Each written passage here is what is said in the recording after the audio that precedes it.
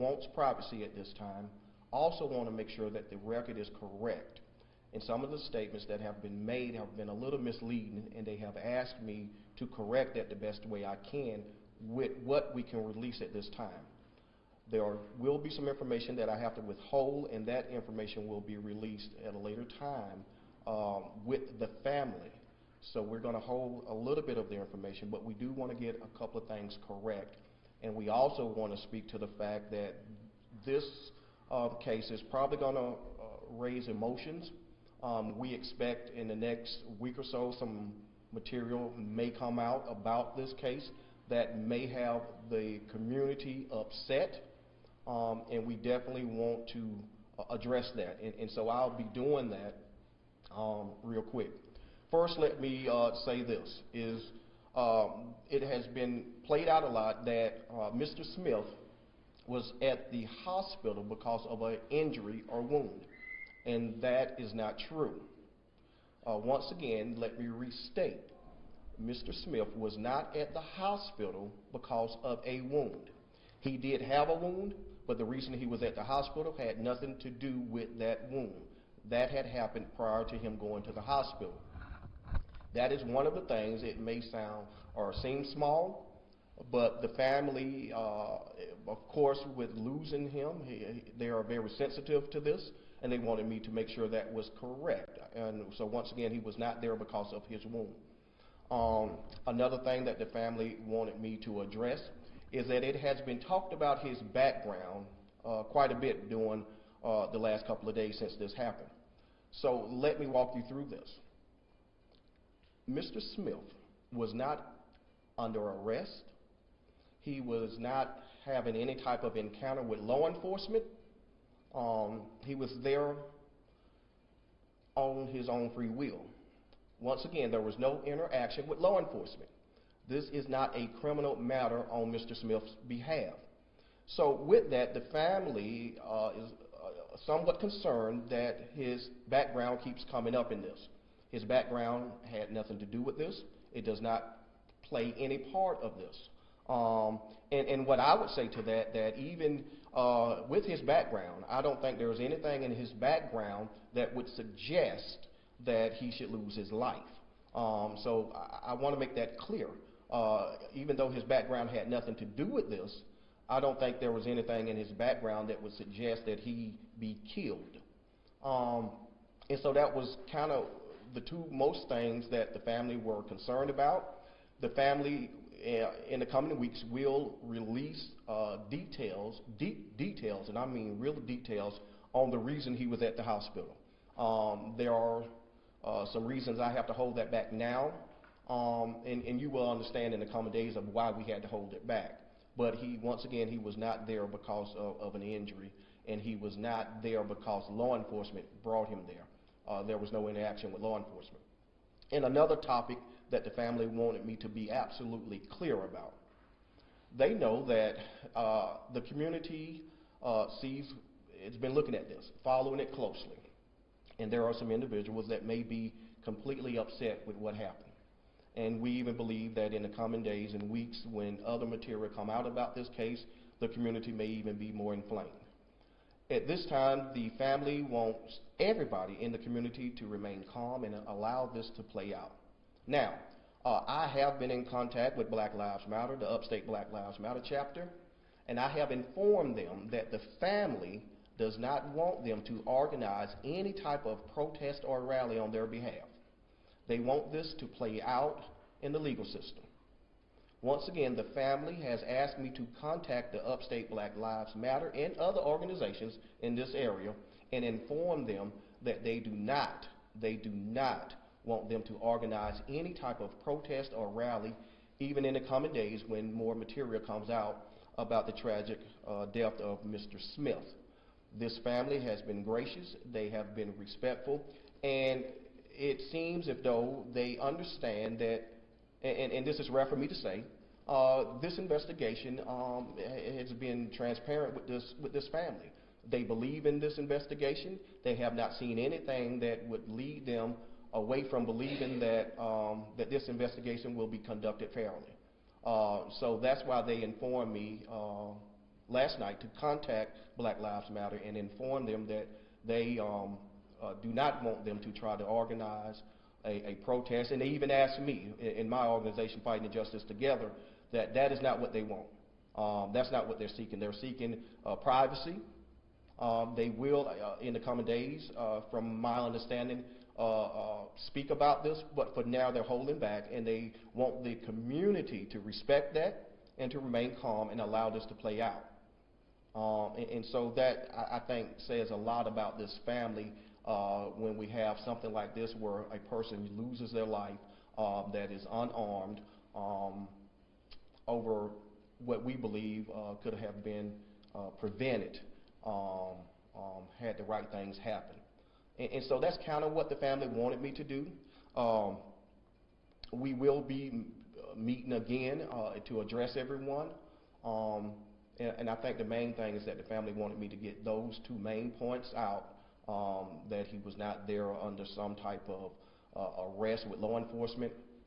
And I think that's is real important to him. So with that, I'll take a few questions. It's kind of limited in what I can answer. I think everyone knows that there have been other folks to get involved with this, and so I'm a little limited, but I will do the best I can if you have questions. Has the family actually seen any surveillance video or any video of what happened? We are talking about something like that, but they have not.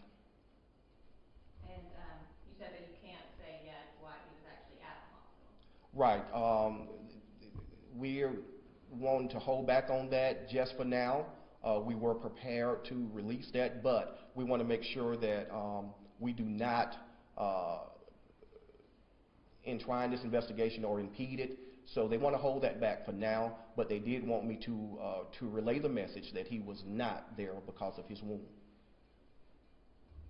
And you said that this happened. Sorry, I'm just trying to make sure. Right, I'm with you. Greenville County Sheriff's Office said that he had been shot the previous day, but that he didn't need any medical treatment or anything for that wound. Correct. Okay. Correct. I know there has been some comments made that that's why he was there, and the family assured me that that's not why he was there.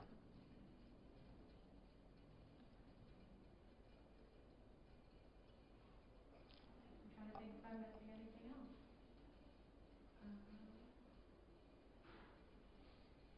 Seems good if everyone else is good. I know, Cody, I know you got a question. I know you always have a question. I know you. I think the main thing is what the family really, truly, of course, they wanted to talk about the fact of we should not be talking about his criminal record. I know some believe that that is a factor. We do not believe that's a factor simply because he was not dealing with law enforcement when this happened. He was not under arrest. He had not been, had no interaction with law enforcement at the time.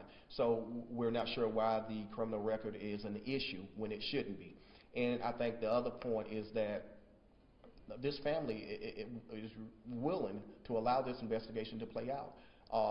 If you just look at the face of it, we should be, and I mean when I say we, I'm talking about the community, outraged, and we are, but the family wants us to remain calm. And I think that speaks volumes about this family, that they do not want a protest, they do not want a rally, they want to allow the investigation to play out. And so that's what we're going to do. We're going to make sure that we honor their wishes. And Black Lives Matter has informed me that they will be honoring their wishes, and I believe they will be sending out a statement saying that they're going to honor the wishes of the family. And are they aware yet of what might have caused the situation to escalate in the first place? Who? The family? Yeah. We don't know. But I will say this. So we keep hearing about he became combative. And I just want you to think about this. Was he combative because he could not breathe? I mean, if I'm being suffocated, I would be combative. I mean, if I have people suffocating me, your body is going to make you react. So I keep hearing this term that he was combative. Well, and I think about it, well, shouldn't he have been? I mean, you're getting the life sucked out of you. So I kind of think we need to change that terminology about him, or reword it or get rid of the word in this instance about him being combative when he was being basically choked or smothered to death. So I would say let's ask the question, why was he being combative? Let's put that out there and start asking that question. If they will keep saying that he was combative, why? Is it because you were on top of him smothering him to death? Is that why he was combative? So we don't know, and I think that is a question that definitely needs to be answered. All right, this is your last chance. Yeah, I did come up with something. There. Can you talk about how that is important, especially in this day and age with everything that's kind of... Right, and I think you're familiar with me. You've seen a lot of times I get involved with these situations, and the first thing we're talking about is transparency. We want to be included in the investigation. We want to know things, and it helps. Because listen to what I'm saying. Usually when I stand before you, I am sitting here screaming about being transparent, being inclusive. And if not, I'm ready to just go out and do whatever I need to do to make sure that this family gets what they need and be included. But in this case, because the family can actually see that they're being included, there's transparency, I'm not having to do that. In fact, I have a family that is telling me, Bruce, calm down on this. Allow it to play out. Allow them to investigate it, because we have not seen anything that makes us believe that this investigation will not be fair. And so I think that's a great thing. And so I don't want to, well, I do.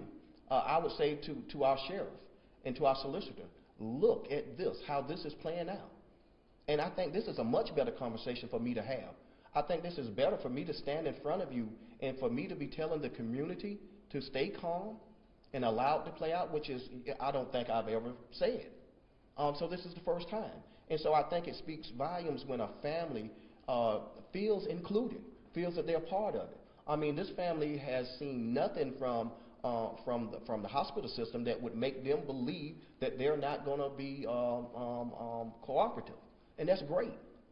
So I think this is a much better tone, and I'm hoping that in the future, if we have situations like this, that I can stand before you and talk this way. I think this is much better, and it could work this way. We can get along. We can try to figure this out. This is a tragedy. Let's figure out how to make sure it doesn't happen again. I don't see what's wrong with that. I don't want to have this back and forth with law enforcement, with the sheriff's office, with the solicitor. I don't want to have that type of debate, but we're not making changes. So include us, and we can have this type of dialogue, which I believe is much better. That was a good one. Thank you. Let me get that off my chest. Exactly. Yes, sir. Is this the hospital police system that we're talking about, or we're talking about the city that's investigating? Who's investigating? Well, SLED is investigating this. Right. But what I'm saying is that the hospital system is being cooperative. The family believe they are being very cooperative. They have not seen them not be cooperative in the investigation. So just to see that, just to know that, yes, nobody is trying to hide their hands. Everybody's putting it out front saying, hey, this is what happened. And I think that's just a good thing, and that's the way it should be done.